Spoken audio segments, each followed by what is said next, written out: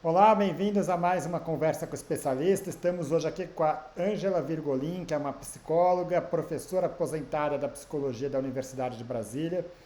A Ângela tem doutorado em psicologia educacional pela Universidade de Connecticut e especialização em altas habilidades e superdotação na mesma instituição. A Ângela é também fundadora e ex-presidente do Conselho Brasileiro para a Superdotação.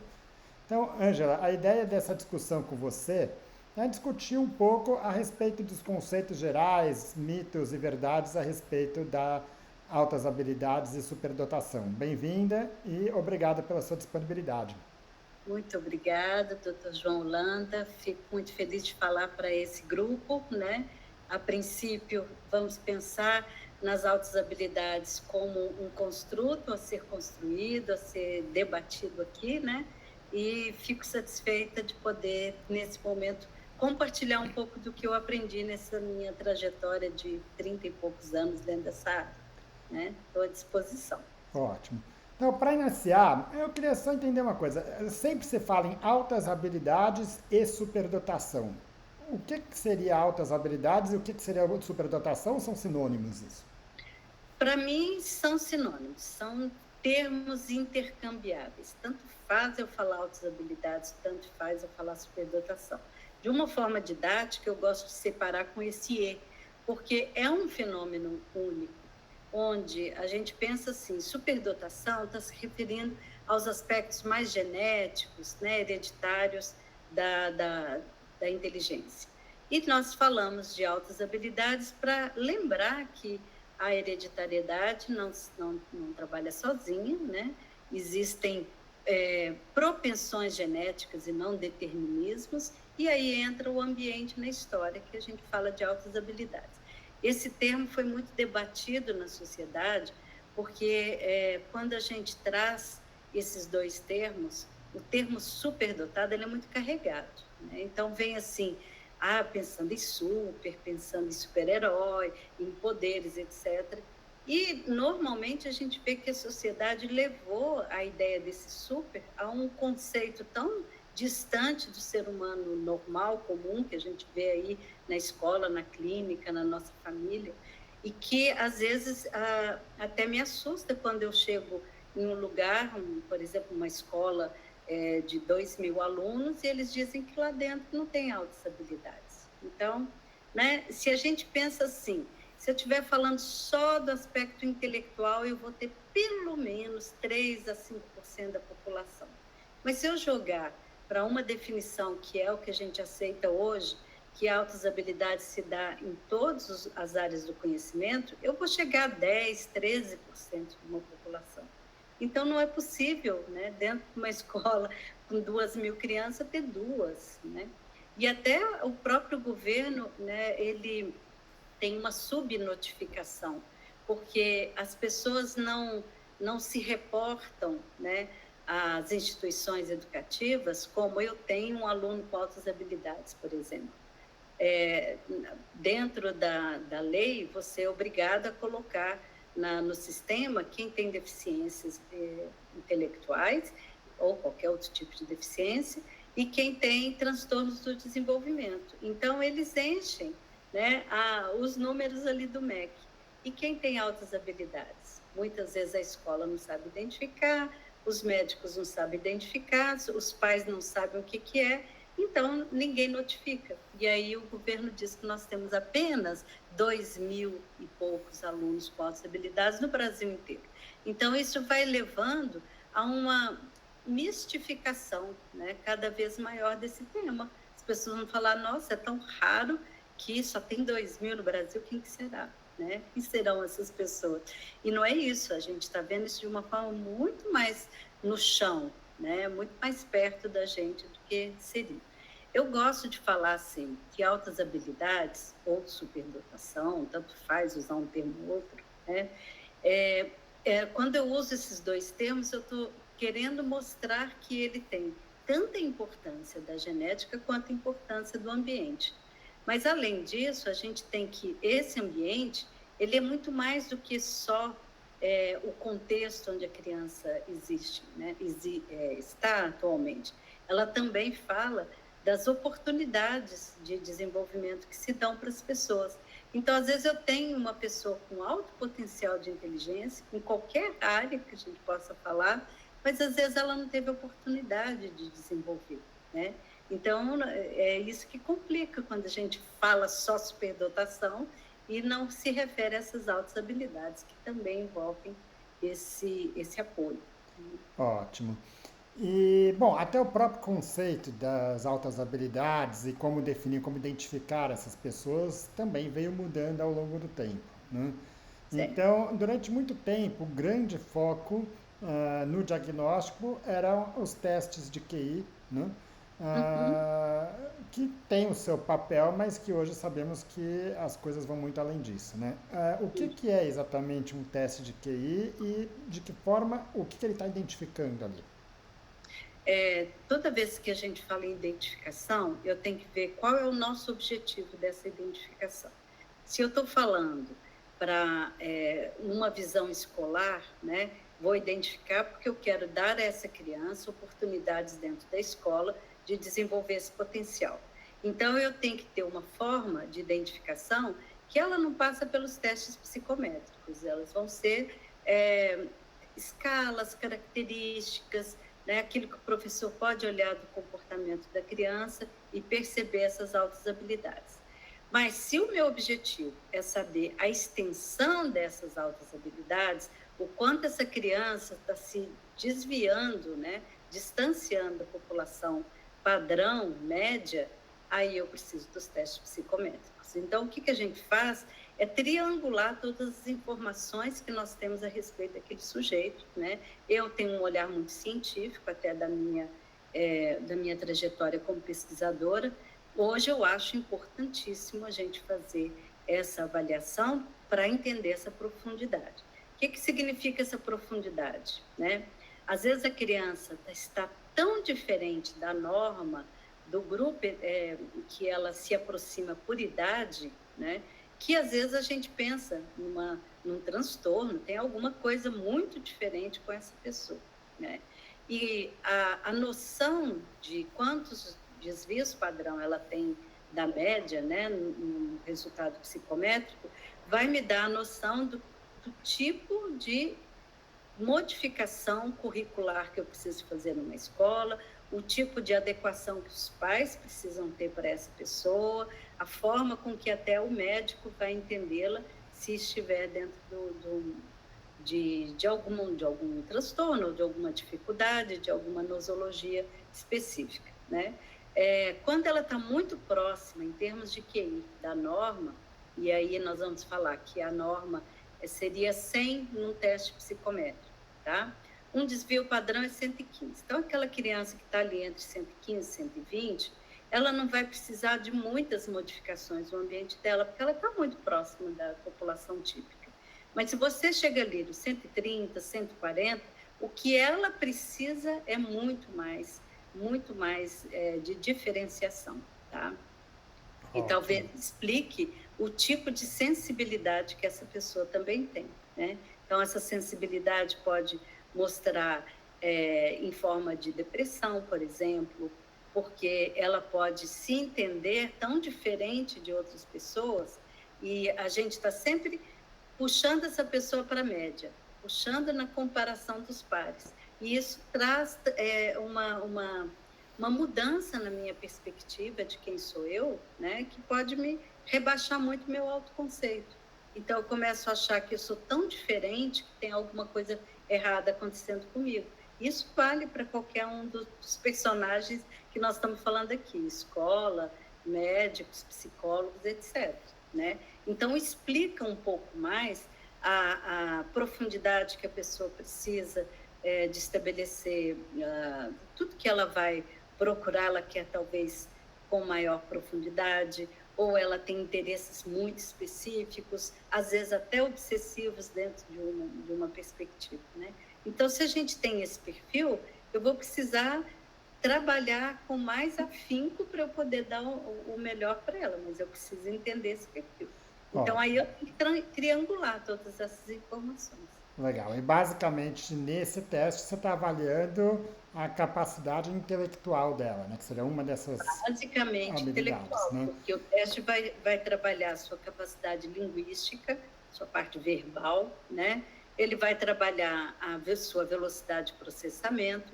Os testes que a gente tem hoje, que está na linha da linha Wechsler, né? Que é o VISC, o VAIS para o adulto, o VISC para a criança, eles medem 4 índices, basicamente. Então, eu estou vendo aqui a capacidade verbal dessa pessoa, tanto de entendimento, né, quanto de expressão verbal. Eu vejo a capacidade perceptual, então, percepção auditiva, percepção visual, memória, etc. Eu vou olhar também a memória de trabalho, né, quando você dá uma consigna, uma ordem, uma solicitação para a criança, às vezes você pede, só para dar um exemplo, 3 coisas ao mesmo tempo. Se ela tem uma boa capacidade de memória de trabalho, ela vai lembrar dessas 3 coisas. Mas se a memória de trabalho não estiver tão boa, ela pode lembrar de uma e esquecer a outra, né? Isso acontece às vezes. E eu vou olhar também a velocidade que ela processa as informações. Basicamente, o teste vai juntar isso com outras habilidades executivas, né? Atenção, memória, linguagem, a organização, a estrutura de pensamento dela, etc. Né? Junto a isso, isso é o teste do QI. Então, eu estou vendo aqui mais a linguagem e o meu raciocínio lógico-matemático. Mas a gente fala que a inteligência é mais do que isso. Ela tem outros aspectos, por exemplo, que esse teste não vai pegar. Por exemplo, a criatividade, que é uma função cognitiva, mas o teste não está preparado para me dar a Esse tipo medida de de análise. criatividade. Isso. Tá, e era um Aí, pouco nisso que eu queria chegar agora, né? Assim, no começo você falava, era muito focado no teste de QI, né? E aí depois, já nos anos 80, foi difundida a teoria das múltiplas inteligências, né? do Gardner, com certeza. Exato. O que que seria isso? Ele é um pesquisador, né, um psicólogo, originalmente de Harvard, e ele vem trazendo a ideia de que, quando eu falo da inteligência, ela não pode se limitar àquilo que as minhas ferramentas que eu tenho hoje conseguem medir. Então, se a ferramenta que começou no início do século XX, com os primeiros testes, né, de Binet, depois de Terman, a gente tinha uma dificuldade de entender, de alargar, de flexibilizar o conceito de inteligência. Então, ele era visto assim, como a sua capacidade de raciocinar, de dar uma resposta objetiva e que possa dar uma resposta a um determinado problema. Então, quanto mais rápido você daria essa resposta, melhor. Isso estaria vindo assim dentro daquilo que os testes mediam. Quando Gardner entra com as suas pesquisas, etc., ele traz um alargamento, uma flexibilização do que seria inteligência. Então, eu posso não ter essa inteligência lógico-matemática tão avançada, mas ter uma inteligência musical, né? Ser capaz de entender tons, timbres, tocar instrumentos, perceber melodias, etc. Eu posso ter uma inteligência espacial que me permita desenhar bem, que me permita me localizar no espaço, que me permita desenvolver habilidades de, por exemplo, de me achar, né? Estou dentro de um shopping, eu sei onde que é a entrada, onde que é a saída. Eu, por exemplo, tenho baixa inteligência espacial nesse sentido. E o que ele vai trazendo, e aí ele nomeia, né, primariamente 8 inteligências.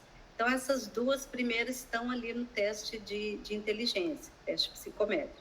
Habilidade verbal, habilidade linguística, né, que ele chama, e habilidade de lógico-matemática. Então, eu vou ter a musical, eu vou ter a espacial, eu vou ter a naturalista, que é a capacidade de eu entender melhor esse mundo, né, natural que a gente se encontra. Eu vou ter uma capacidade sinestésica, que envolve dança, movimento, Um médico, por exemplo, tem uma boa capacidade sinestésica, se ele for um cirurgião, ele precisa ter um controle, né, psicomotor, que vai ser importante para ele executar a função. Eu vou ter inteligências interpessoais e intrapessoais, a capacidade de eu me entender e entender o outro, e eu vou ter, ele também pensou em inteligência natural existencial, não foi muito à frente com esse tipo de inteligência, mas a sua capacidade de entender o divino, de perceber a espiritualidade dentro de você, sem que isso esteja relacionado a uma religião. O que ele quer dizer com isso? Que você pode ser bom em uma coisa e não precisa ser bom em tudo, né? Que você pode ter algumas dessas inteligências mais desenvolvidas ou até fazer combinação dessas inteligências, mas não ser capaz de fazer em outras, né? E isso vai tirando um pouco desse peso que às vezes tem da superdotação, de que eu tenho que ser bom em tudo, né? Aí você chega na escola, por exemplo, vão dizer, ué, mas você não sabe tudo? Então, por que você não está tendo essa ou aquela dificuldade? E isso não acontece dessa forma. Primeiro, quando a gente olha no nosso desenvolvimento, nada no desenvolvimento é síncrono, é igualzinho. Eu tenho capacidades as mais diferentes. A gente consegue mais prontamente ler e depois escrever.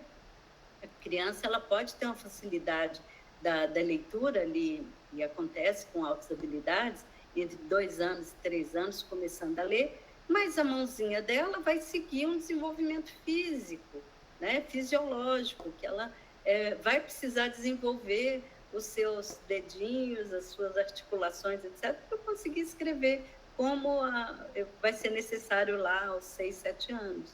Né? Então, essas desigualdades vão ocorrer também em função de áreas de preferência. Então, tem muita coisa para levar isso em consideração. Né? Ótimo.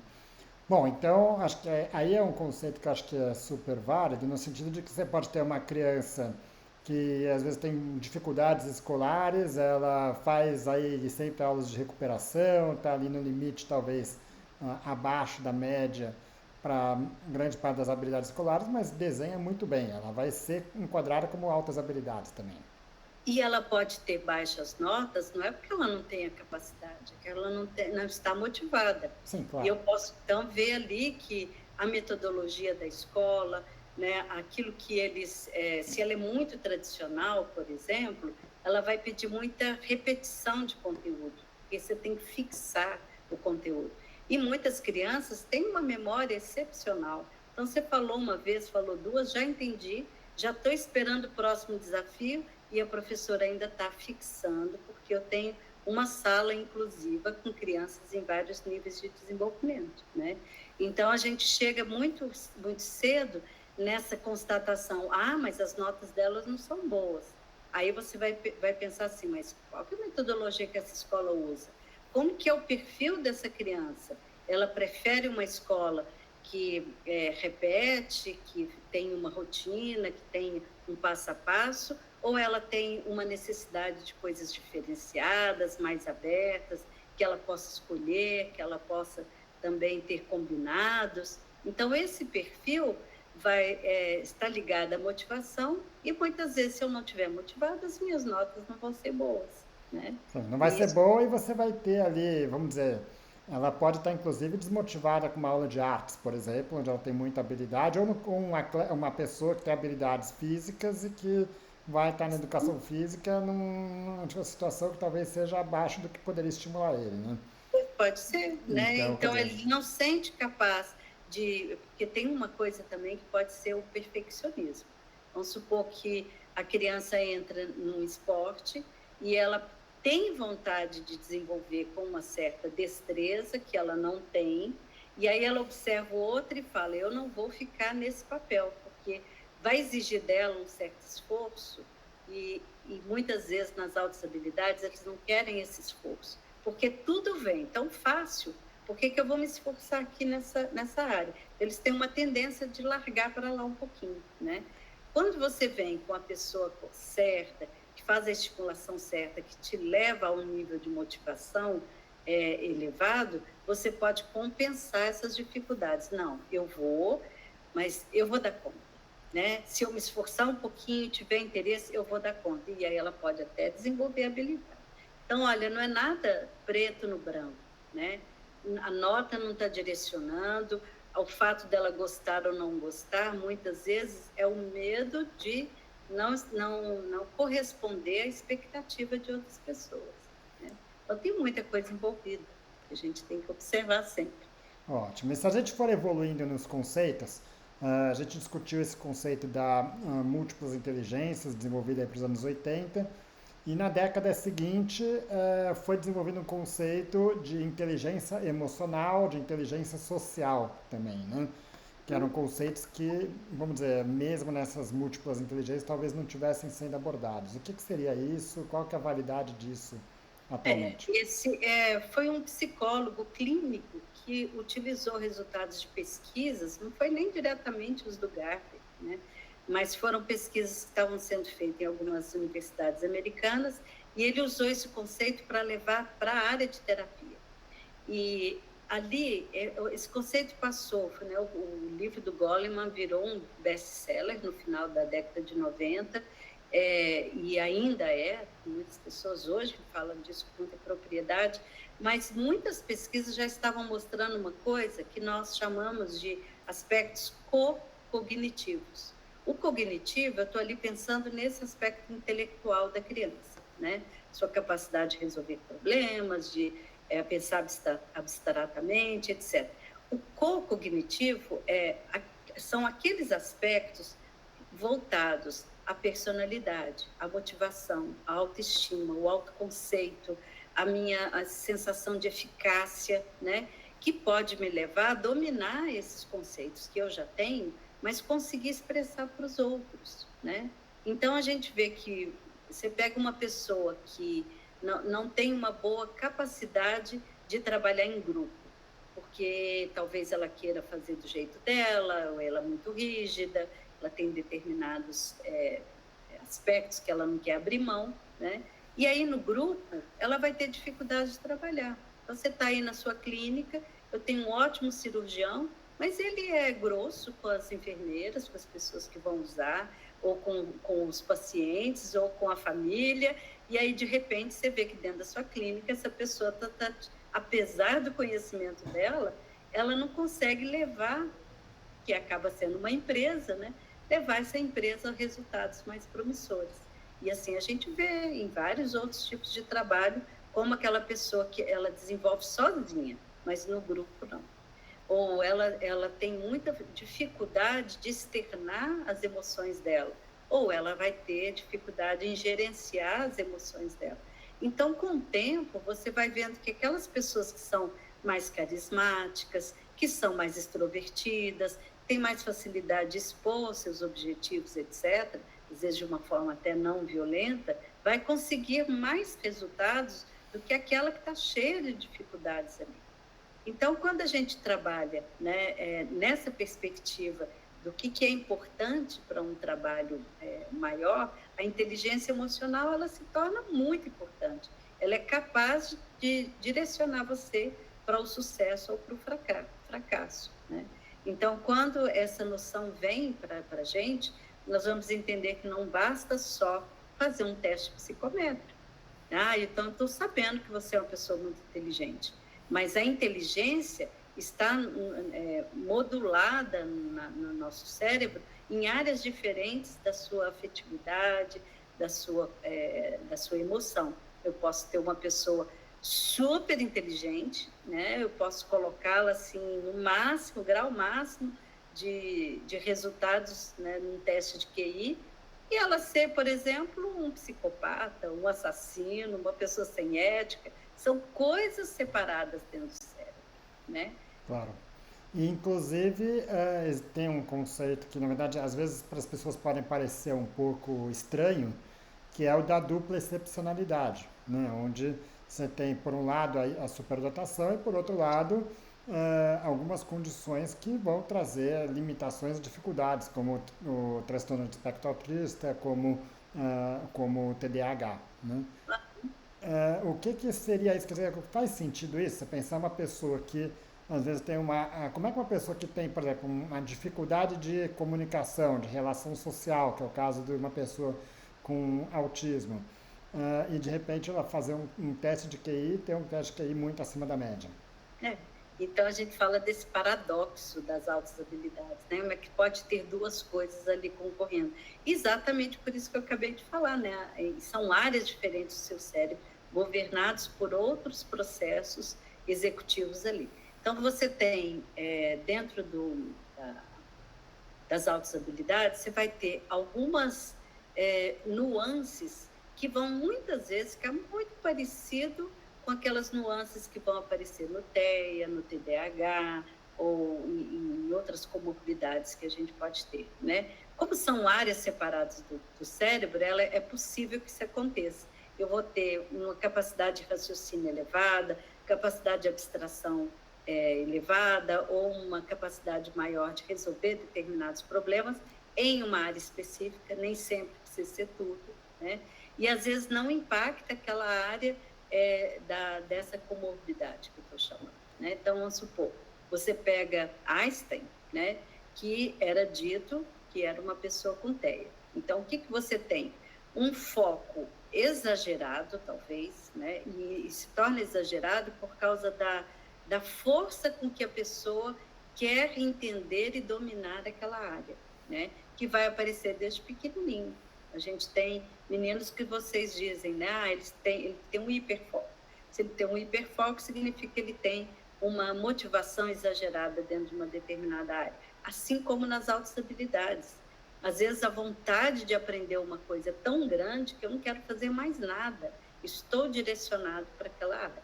Então, eu posso ter ou não ter outras dificuldades de aprendizagem, né? Eu posso ser disléxico e mesmo assim ter uma alta capacidade. Então, o que acontece no entendimento, né, da comunidade, e aí comunidade de forma geral, é que se a gente tem essa ideia de que altas habilidades é uma coisa muito superior, poucas pessoas têm, e a superdotação se daria em todas as áreas, aí é difícil entender como tem comorbidades, como eu tenho um TEA, como é que eu tenho um TDAH, né? Mas se eu entendo que em algumas áreas eu posso colocar toda a minha habilidade e ter dificuldades em outras áreas, está tudo bem. Então, geralmente, é numa área executiva que você vai ter a dificuldade, né?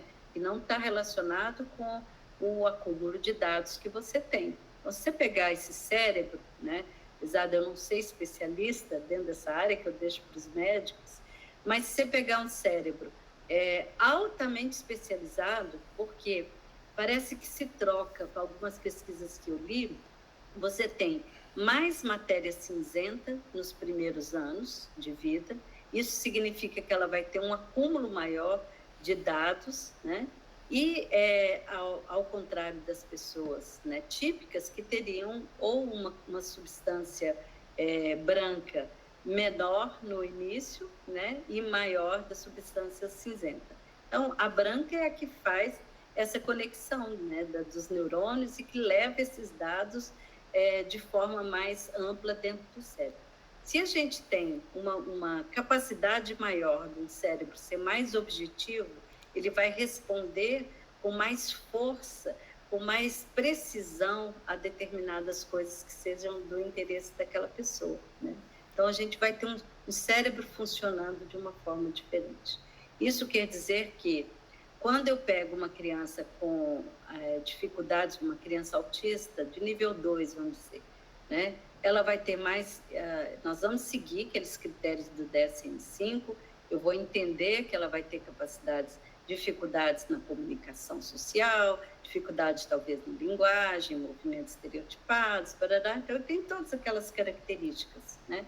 Mas essas características podem não impactar a capacidade que ela tem, por exemplo, de memória. Então ela vai ter uma memória excepcional, né? E vai ter dificuldades em outras. Eu tenho, por exemplo, uma criança que é um virtuoso, né, no piano, eu tenho crianças que têm uma capacidade fantástica no futebol, mas eu tenho outras dificuldades, talvez no relacionamento ou no entendimento de algumas abstrações, né? E está ali concorrendo com essas duas coisas. Ótimo.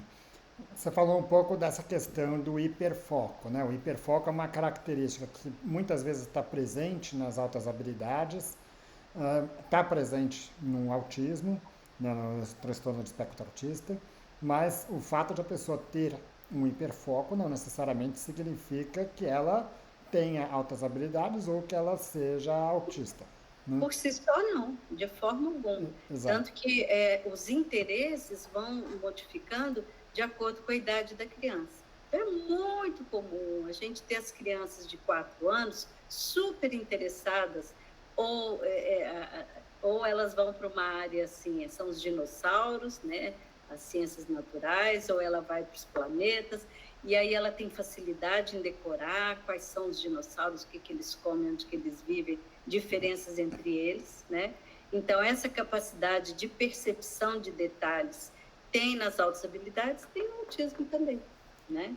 A gente vai ver a dificuldade, às vezes, que a criança tem, porque eu entendo mais assim, enquanto a criança com autismo, ela não consegue fazer determinadas coisas, sair da rigidez dela ou daquela forma de pensamento, no superdotado ele escolhe não fazer. Então, é diferente, tá? E a gente pode investigar aquela ideia, né, que ele tem, aquele assunto que ele se interessa tanto, né, que é fruto de querer saber mais, né, o que ele faz com aquela informação. Isso é uma forma também da gente diferenciar um e outro, né? Talvez uma pessoa com altas habilidades queira saber como que funciona aquele ventilador que está ali, tá? Ele quer entender aquela máquina. Ele está completamente voltado para as questões de máquina, e todo lugar que ele vai, ele fala, olha ali, funciona assim, funciona assado. Talvez na criança autista, ela tenha mais dificuldade de fazer essa coisa mais ampla. Ela está interessada naquele movimento repetitivo e ela vai ficar presa nele. Talvez ela não vá fazer nada com aquele conhecimento, né? Então, são nuances que a gente vai separando uma coisa para outra. Quando eu chego no autismo no nível 1 de suporte, aí fica muitas vezes muito difícil separar uma coisa e outra, porque eu vou ter elementos que podem ocorrer também na superdotação. Por exemplo, a dificuldade sensorial, né, de suportar barulho, uma iluminação excessiva, dificuldade com determinados tecidos, com a etiqueta, a linha da meia, às vezes é um alimento, né? Dificuldade com aquela textura, etc. Isso tudo aparece nas altas habilidades também, porque nós estamos falando de pessoas muito sensíveis, sensíveis sensorialmente. Então, nem sempre isso vai caracterizar um transtorno.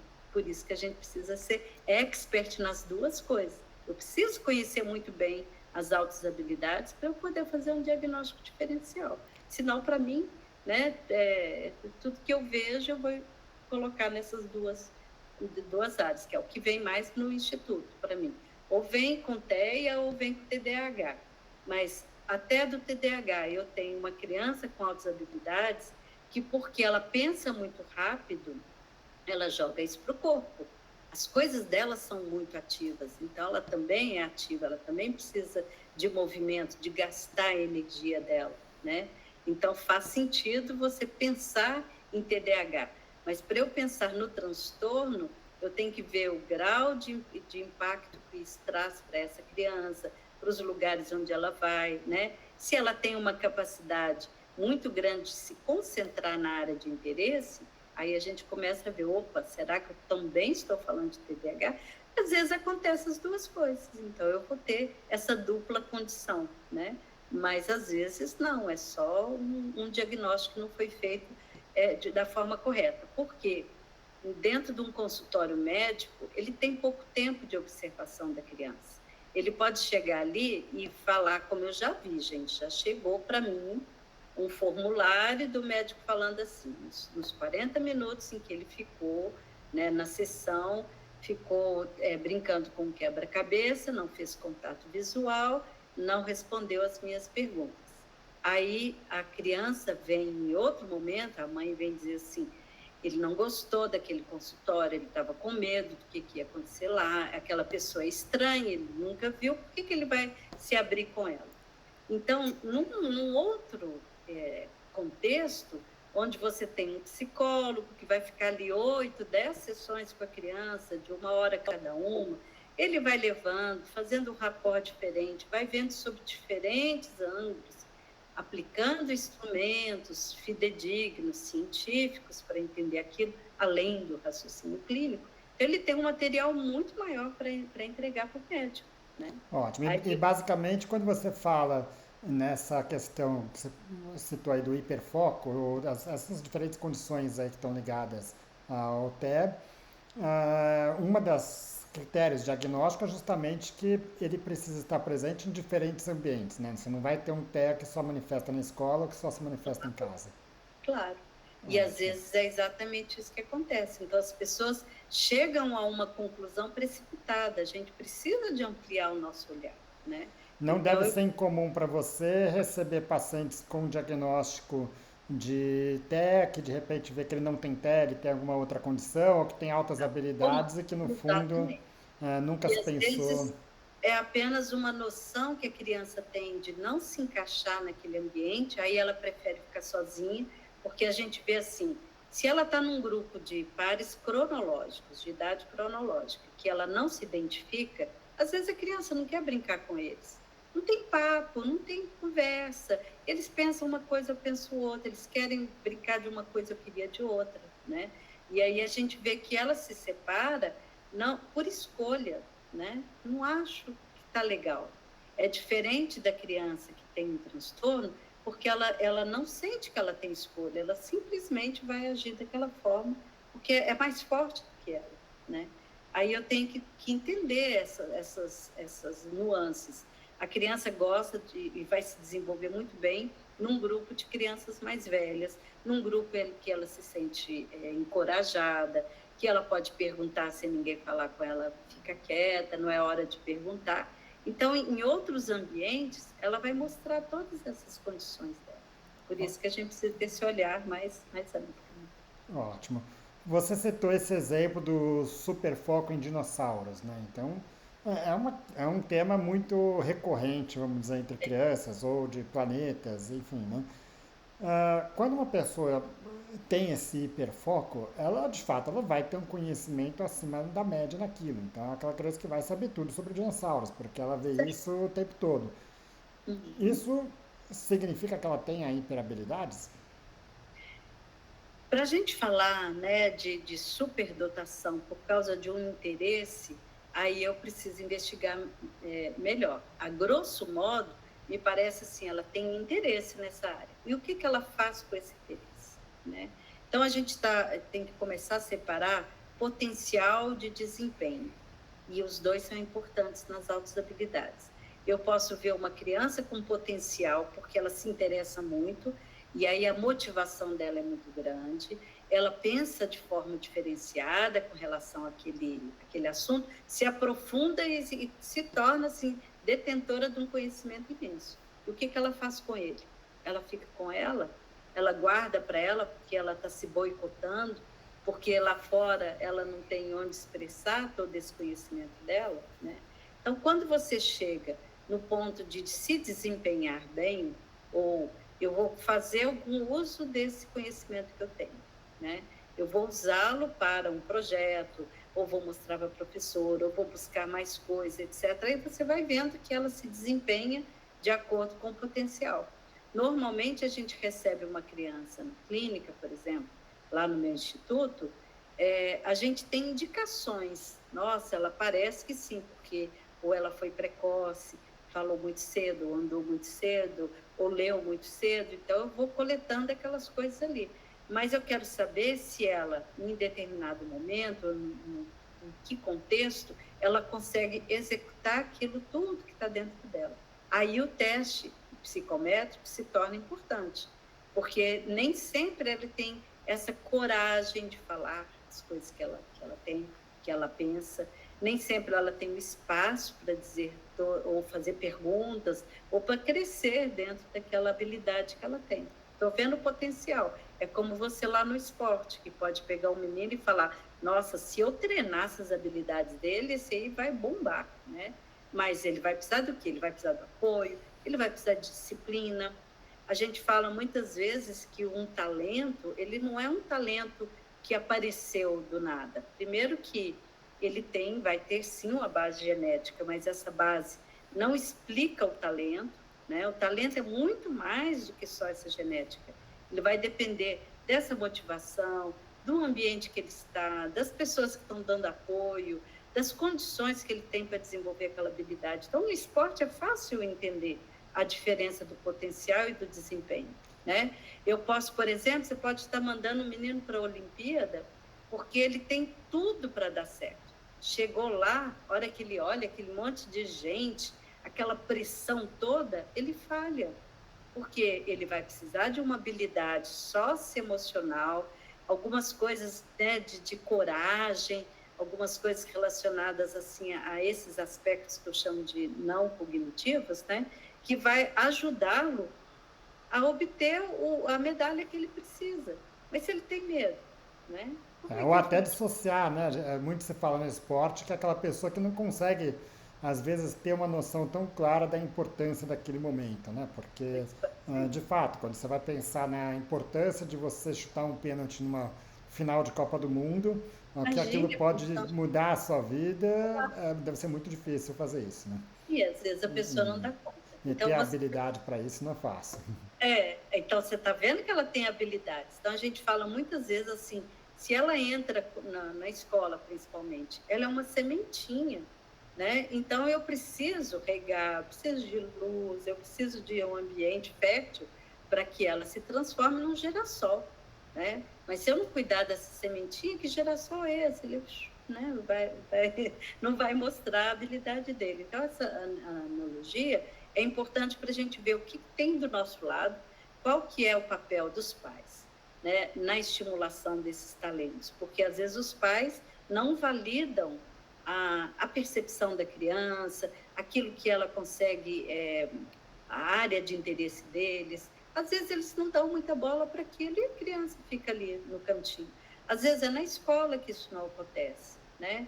Então, eu sempre falo que quanto mais você conhece sobre a superdotação, sobre as nuances dessas habilidades, mais você se torna capaz de apoiar essa pessoa para desenvolver as habilidades dela. Porque senão ela vira ali um casulinho. Muito bom. Bom, pelo lado contrário, a gente falou muito da necessidade de trabalhar esse potencial da pessoa, né? Mas, por outro lado, é muito comum a gente ver aquela frase, que, enfim, uma frase clássica, isso não é talento, é trabalho, né? Quer dizer, querendo mostrar que, de fato, a pessoa se esforçou muito para chegar lá. Mas, de fato, aí também você está tirando um pouco, quer dizer, botar como se tudo fosse desenvolvimento e não habilidade, né? É, é uma linha assim, muito tênue de uma coisa com outra, né? Primeiro, assim, o que é realmente inato, né? Você, como médico, vai entender que tem coisas que eu vou ver ali no bebezinho e pode ser preditor de um desenvolvimento ótimo em determinada área. Por exemplo, se a criança nasce com um tônus muscular bem desenvolvido, com destreza, um bom desenvolvimento psicomotor, e se eu ajudá-la nessa área, ela pode, por exemplo, jogar futebol bem, como é o exemplo que você deu, né? Eu sei que, então, ela teve uma predisposição genética ali que ajudou essa criança a desenvolver. Mas isso não quer dizer que eu não possa desenvolvê-la, né? Eu posso, com um treinamento deliberado, desenvolver toda essa psicomotricidade que ela está precisando, né? Se a gente vai para a área do intelectual, a mesma coisa. Você pega uma criança que tem habilidades, né? Que de pequenininha a gente vê o potencial de curiosidade, vontade de saber mais, né? Criança que pergunta, ela não aceita qualquer resposta, ela quer saber um pouquinho mais à frente. Você fala um porquê, mas esse porquê desse porquê, né? Tem camadas essas coisas. Se você, então, pega essa criança que é curiosa, então a curiosidade é inata. Mas o que eu vou fazer com essa curiosidade? Eu vou dar espaço para ela? Ou eu vou ser aquele pai que diz, menino, né, você está me incomodando, você fala demais, eu posso ser um professor assim. Você é o que mais fala, fica caladinho, porque dá oportunidade para os outros. E aí você não desenvolve uma habilidade da criança. Ela vai estar num ambiente que não vai ter espaço para ela, né? Desenvolver aquilo ali. Então, quando você tem uma habilidade inata e, ao mesmo tempo, você traz aquilo que vem do ambiente, você só tem crescimento. Só tem crescimento, né? Eu pego uma criança, eu tenho 4 filhos, 3 filhos biológicos, um filho adotivo. Todos têm altas habilidades, cada um de sua forma, de formas diferentes, inclusive meu filho adotivo, que vem de pais analfabetos, né? Mas ele teve uma estimulação intensa desde a gravidez da mãe dele, né? E o tempo todo a gente trabalhando com o que nós podemos desenvolver, se você está um pouquinho mais à frente do que a habilidade da criança. Você está sempre trazendo um desafio, você está sempre levando para uma oportunidade de desenvolvimento. Claro que isso vai desenvolver o potencial, claro, né? Ótimo. Se eu fosse até usar mais uma referência em relação ao esporte, que é a área onde eu atuo mais, né? Existe até um conceito que foi desenvolvido no Canadá, que tem sido muito utilizado na parte de esporte de formação, que é o que eles chamam de Long Term Athletic Development, ou seja, o desenvolvimento atlético de longo prazo. E uma das características que eles consideram é o quê? Que cada tipo de habilidade você tem uma janela de oportunidade onde você consegue desenvolver aquilo melhor. Que se você perder essa janela, você não vai conseguir desenvolver essa habilidade plenamente, né? Então, seria mais ou menos essa ideia, O né? potencial que ela teria se começasse mais cedo, mas Exato, nada impede ela de chegar em altos patamares. exato, exato. Mas quer dizer, você saber trabalhar cada habilidade no momento certo, isso pode fazer Aí faz diferença. a diferença, né? Com certeza. Ótimo. Bom, Angela, eu acho que era um pouco essa a discussão que a gente queria ter aqui em relação a esses conceitos, a entender o que que é, né? Acho que esse vídeo foi muito isso, para entender o que que é altas habilidades, superdotação, e já quebrou muitos dos mitos que a gente tem em relação a isso, né? Queria te tem uma ótima uma discussão grande aí para se fazer em termos de abordagem educacional, de outros aspectos, né? Mas aí, por enquanto, eu queria te agradecer essa sua disponibilidade e contar com você em outras discussões aqui. Com certeza, pode contar comigo, que eu adoro discutir altas habilidades. Obrigada pela oportunidade. Obrigado mais uma vez.